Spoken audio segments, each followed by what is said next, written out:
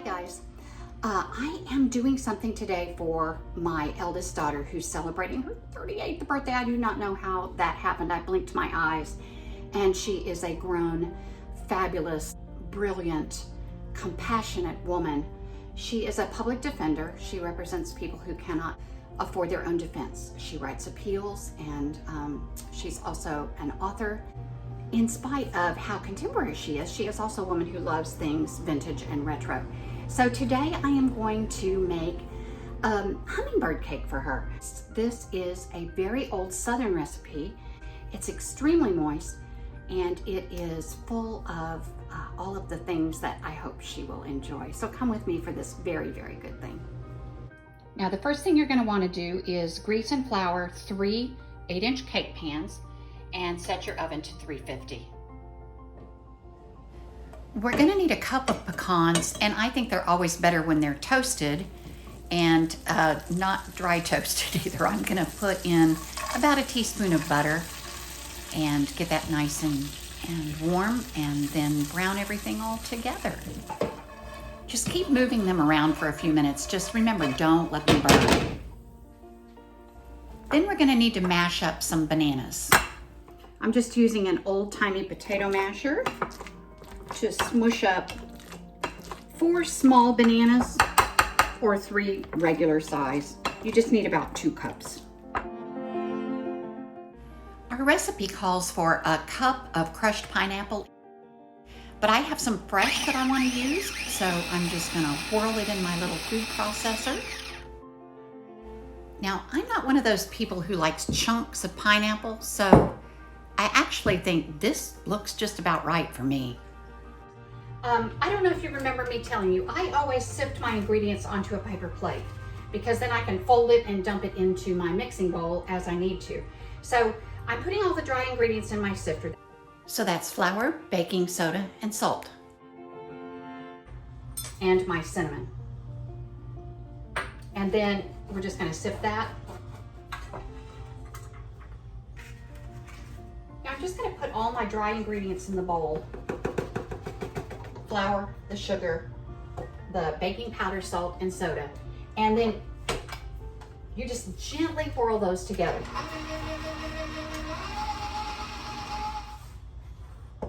Now this may be weird to some people, but I don't like to dirty a lot of dishes. I'm just going to put all my wet ingredients together. That is my 3 eggs, oil, and a bunch of good vanilla. Like I told you, I add quite a lot. And so this is probably 2 full teaspoons. And then actually just gonna mix that up a little bit together. Give my little mixer a head start, because we do not mix this very much at all in our mixer. We just combine the ingredients.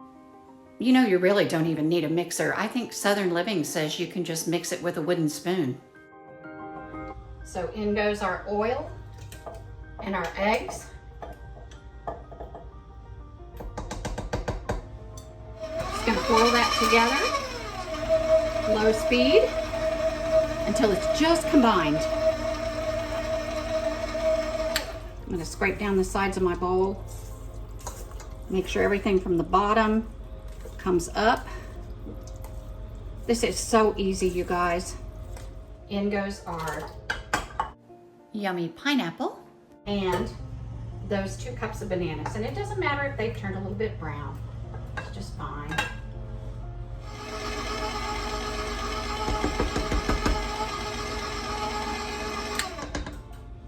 And then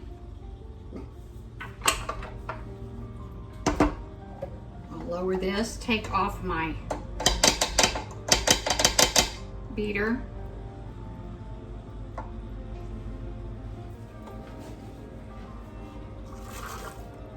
And then I'll just fold in those nuts. See how simple that is? Takes no time if your ingredients are all measured, ready to go. Okay, I think I've already told you guys in the past, but I don't like any spillover in my oven because I hate to clean up messes. So I always put my cake pans on a sheet tray lined with Silpat, And then just fill your cake pans evenly. Southern Living says this is their most requested cake of all time. And now we're going into the oven. 350 degrees, just like almost any cake. Then we bake for 30 minutes or until a toothpick comes out clean. Now for our frosting, it's going to be just a simple cream cheese icing, which you guys have all made before. It just requires, let me get this on. It just requires two 8-ounce packages of cream cheese. I just have these little tubs. And of course you'll want those to be room temperature. They can't be icy cold or it just is not gonna mix well with your butter. And then 1 whole cup of butter. And I use Kerrygold. So here's my butter. I let it get really, really soft. And I'm gonna put that in with my cream cheese.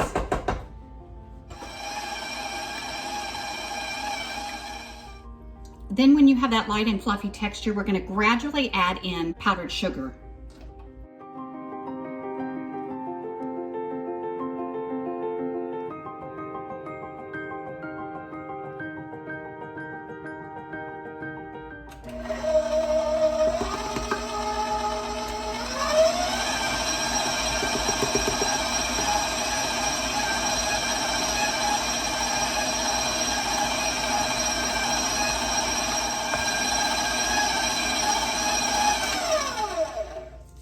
And I always scrape down the sides like a good baker would do. And beat it a little more. And then we're gonna add in about 2 teaspoons of our good vanilla again. And you know me, I don't measure, but 2 good sloshes. And then you're gonna beat it for about 2 minutes until it's real fluffy.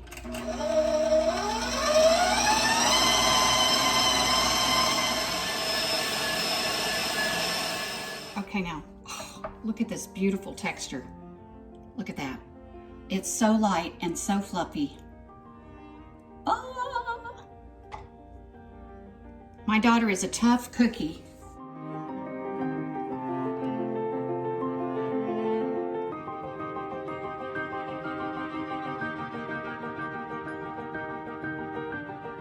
But I couldn't make that kind of a recipe for her because she's sweet and fluffy on the inside.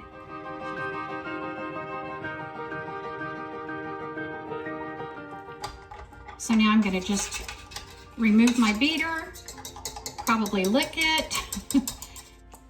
Yep, you have to lick it. This is really good. It's not a super, super sweet frosting, which I like. I don't want just something cloyingly sweet. So this is perfect. I'm gonna stick it in the fridge until my cake is completely cooled to just keep everything all nice and firmed up.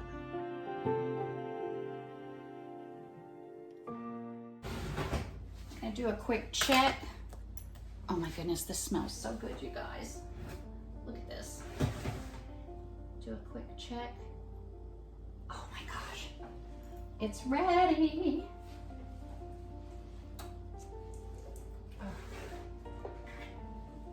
Smells so fabulous. All right. I'm going to put these little guys on a raised cake rack to cool so air can circulate all around, top and bottom.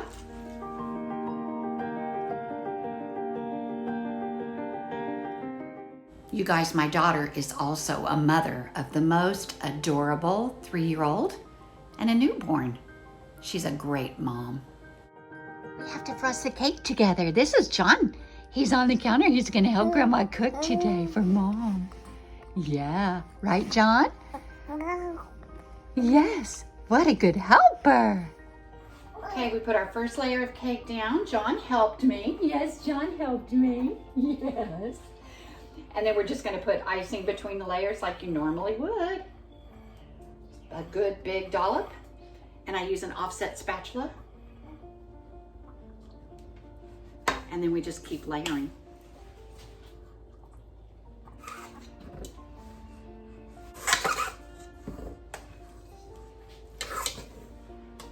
Layer number 2.